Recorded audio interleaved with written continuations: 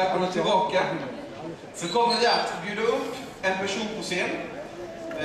Chefen heter Abdussalam och han kommer från östra Turkistan. Han är ordförande för något som kallas för Islamic Society of South Australia. Han kommer dela med oss av sina erfarenheter kring östra Turkistan. Välkommen upp, Sheikh Abdussalam.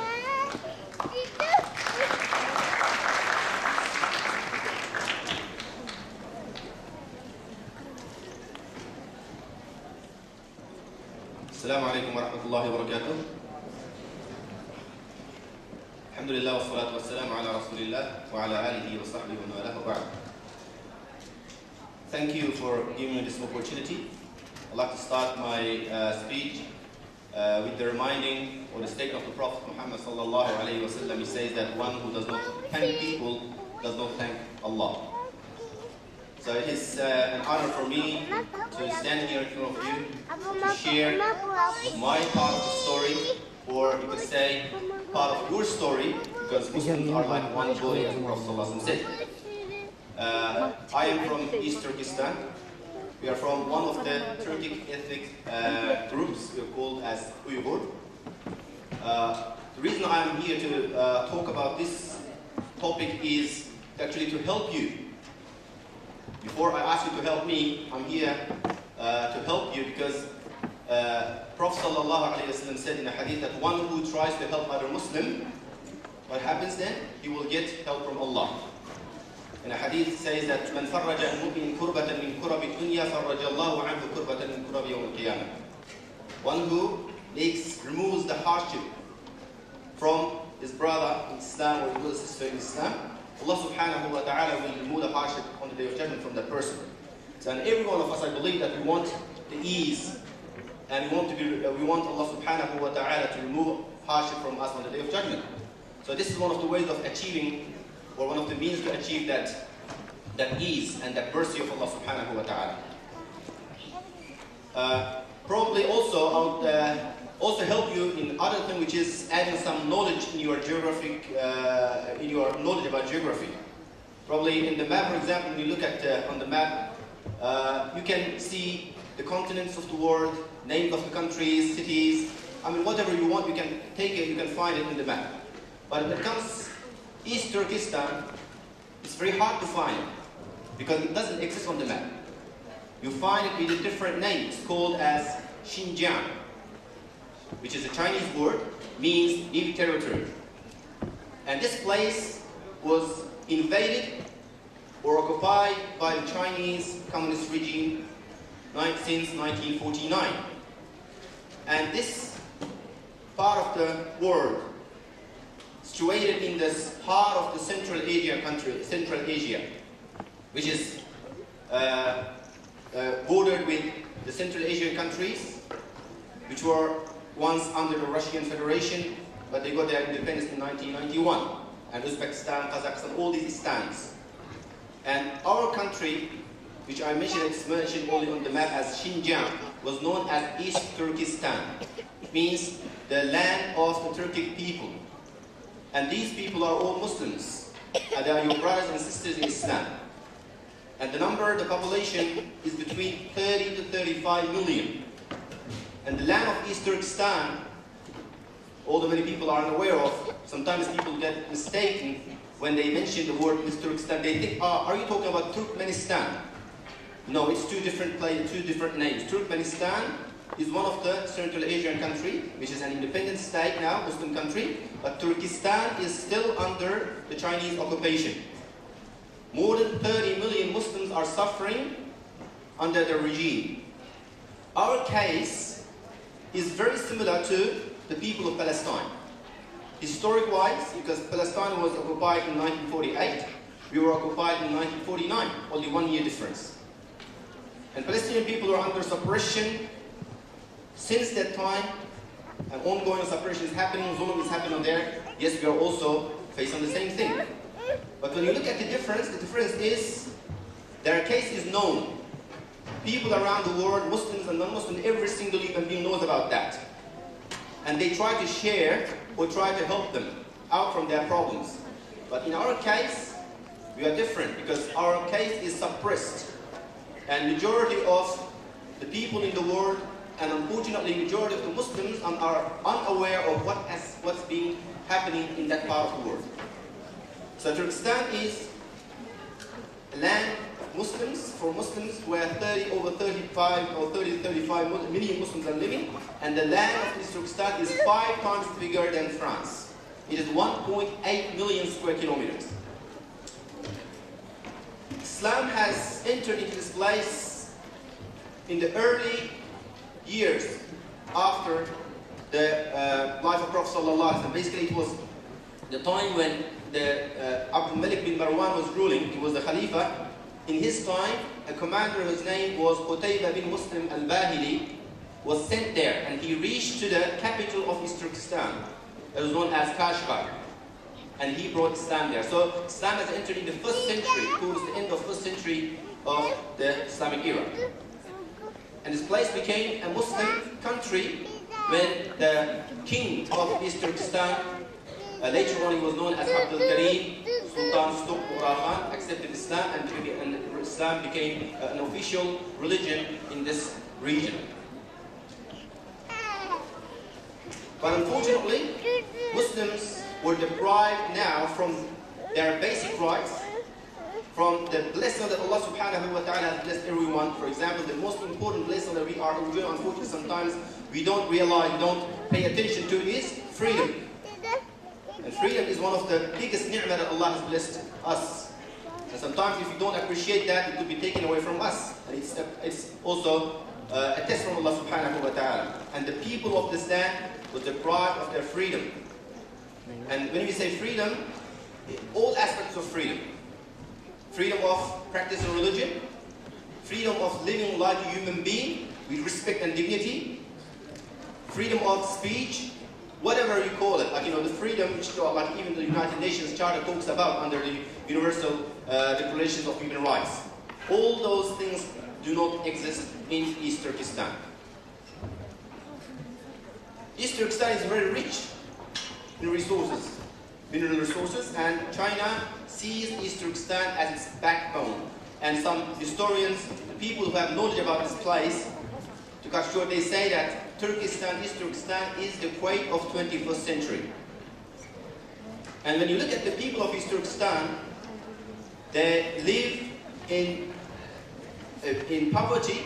85% of people live under the ratio of poverty.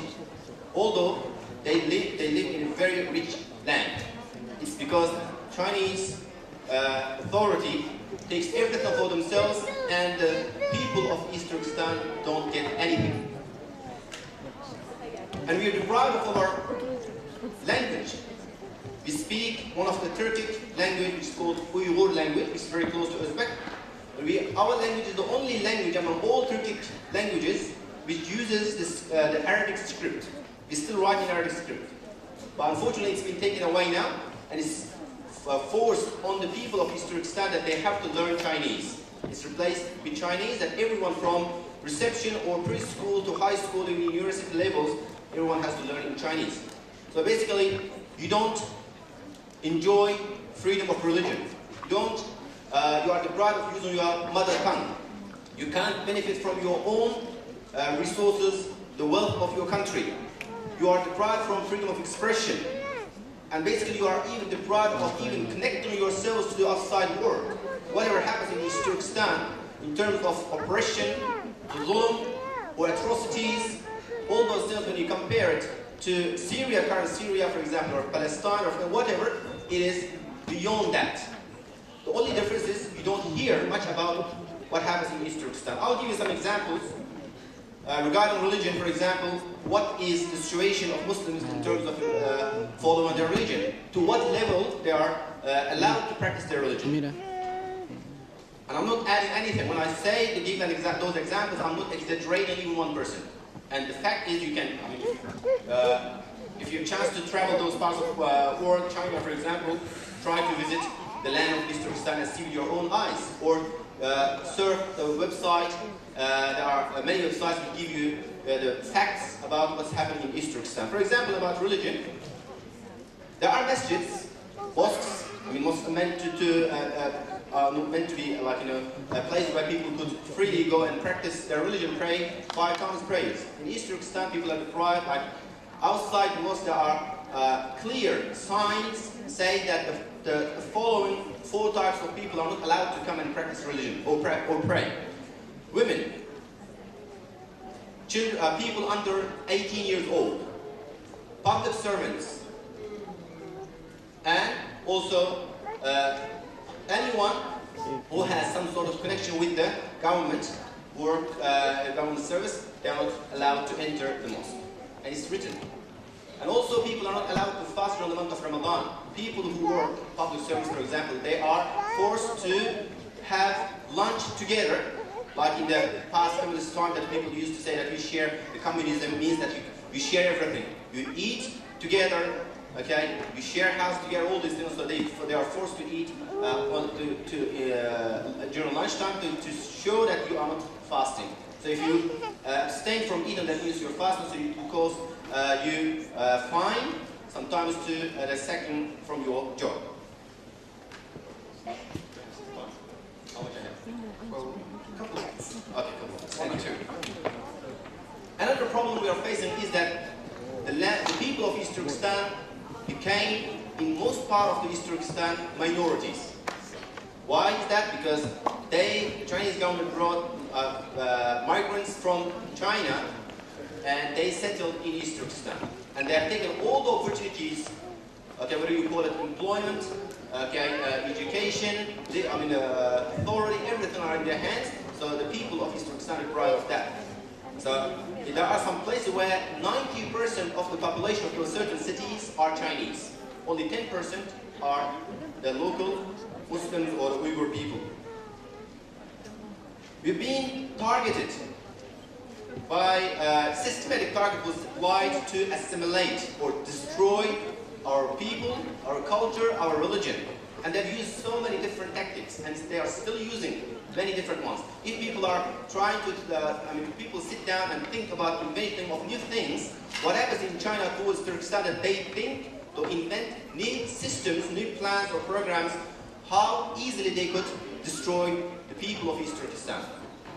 For example, they have changed our language twice in the last 50 years. Now they have completely banned us from using our mother tongue. And they have distorted our history. In schools, the history of East Turkestan is taught in a different way.